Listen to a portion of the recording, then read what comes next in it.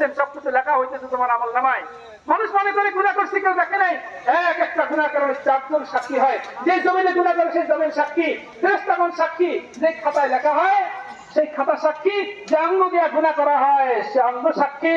কিয়ামতের দিন আল্লাহ পাক জবানে তালা লাগাই দিবেন, আল-ইয়াওমা নাখতিমু আলা আফওয়াহিহিম ওয়া তুকাল্লিমুনা আইদিহিম ওয়া তাশহাদু আরজুলুহুম বিমা কানু ইয়াকসিবুন। কিয়ামতের ময়দানে যখন সে গুনাহকে অস্বীকার করবে, জবানে তালা লাগাই দেওয়া হবে। তার হাত সাক্ষী দিবে, পা সাক্ষী দিবে, এক একটা অঙ্গ প্রত্যঙ্গকে তার বিরুদ্ধে সাক্ষী দিবে যে আমার দ্বারা এই গুনাহ করা হয়েছে।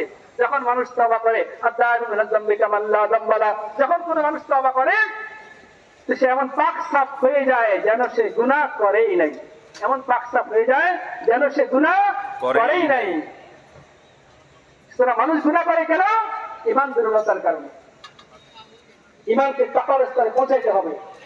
সুতরাং ঈমানের ওই অবস্থায় পৌঁছে আমি সুদ থেকেও বাঁচতে পারি, হারাম